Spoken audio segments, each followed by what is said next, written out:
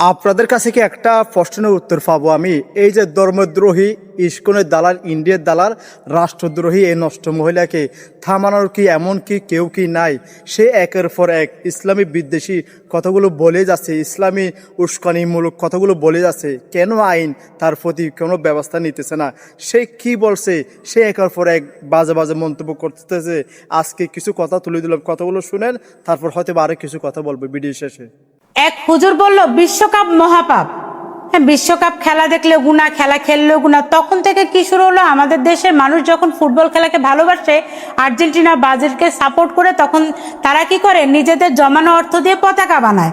অথচ একদল জঙ্গি দাড়িওয়ালা টুপিওয়ালা তারা কি করলো, আল্লাহু আকবার বলে তারা এই পতাকাগুলো টেনে টেনে ছিঁড়ে ফেললো। এর পরবর্তীতে আমরা দেখলাম যে খুব সুকৌশলে সাদা পতাকার উপর কালো কালিতে কালেমা লেখা পতাকা এরা উড়াতে শুরু করবে। এরা বলল যে আর্জেন্টিনা, ব্রাজিল এরা বিধর্মী, এদের পতাকা না উড়িয়ে তোমরা কালেমার পতাকা উড়াও। এরপরে বাংলাদেশের বিভিন্ন এলাকায় এই কালেমার পতাকা উড়ানো শুরু করলো।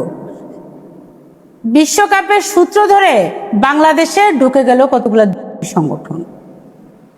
বেশিরভাগই রাত গভীরে আমরা দেখেছি এরা পতাকা লাগায় রাত গভীরে, এবং যদি কাউকে প্রশ্ন করে ফেলে তখন বলে যে এরা কোনো না কোনো মাদ্রাসার ছাত্র।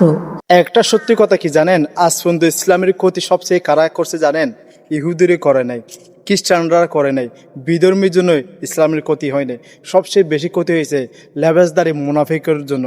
এইসব নষ্ট মহিলা সবসময় ইসলামের লেবাস ধরে তারা বলে আমরা ইসলামকে ভালোবাসি, কিন্তু সবসময় কথাবার্তা বলে ইসলামী বিদ্বেষী। তোদের যদি কালিমা নিয়ে এত সমস্যা, তুই বিধর্ম হয়ে এইসব কথা বল, নয়তো বা তোর খুব শিগগিরই পতন হবে। আগেই বলছে, এখনো বলছে, আজও সময় আছে কিন্তু।